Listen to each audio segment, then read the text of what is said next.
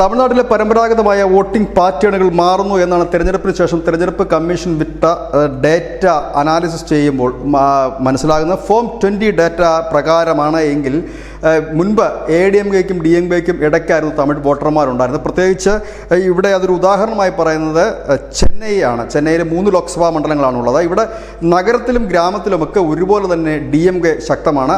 DMK ഇല്ല എങ്കിൽ ADMKയിലേക്ക് പോകുന്ന വോട്ട് ആ രീതിയിൽ തന്നെയാണ് തമിഴ്നാട്ടിൽ ഉടനീളം സംഭവിച്ചുകൊണ്ടിരിക്കുന്നതെങ്കിൽ ഇത്തവണ തമിഴ്നാട്ടിലെ വോട്ടിംഗ് പാറ്റേൺ മാറിയിരിക്കുന്നു.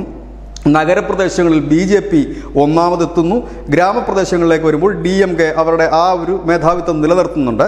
രണ്ടാമത് ഗ്രാമപ്രദേശങ്ങളിൽ നിൽക്കുന്ന പാർട്ടി ADMK തന്നെയാണ്. മൂന്നാമത് BJP എന്ന ലൈനിലേക്ക് മാറുന്നു. പൊതുവെ BJPയെ കുറിച്ച് പറയുന്നത് നഗര കേന്ദ്രീകൃത പാർട്ടി എന്നാണ്. BJP എവിടെയാണോ ആദ്യമായി എത്തുന്നത് അവിടെ നഗരങ്ങളിലാണ് ആദ്യം ആ പാർട്ടി വളരുകയും പിന്നീട് അത് ഗ്രാമങ്ങളിലേക്ക് എത്തുകയുമാണ് ചെയ്യുന്നത്. അതേ പാറ്റേണിൽ തന്നെയാണ് തമിഴ്നാട് BJP വളരുന്നതെന്ന് ഈ ഫോം 20 ഡേറ്റാസിൽ പറയുന്നു. ഇല്ലെങ്കിൽ അതിൻ്റെ കണക്കുകൾ അങ്ങനെയാണ് സൂചിപ്പിക്കുന്നത്. അതുകൊണ്ട് തന്നെ ആയിരിക്കാം പക്ഷേ അണ്ണാമല പുതിയ ഒരു യാത്രയ്ക്ക് പ്രഖ്യാപനം നടത്തിയിട്ടുണ്ട്. അത് ഒരു ദിവസം ഒരു ഗ്രാമത്തിൽ ഫുൾ ടൈം 24 hours ചെലവഴിച്ചുകൊണ്ടുള്ള ഒരു യാത്രയാണ്.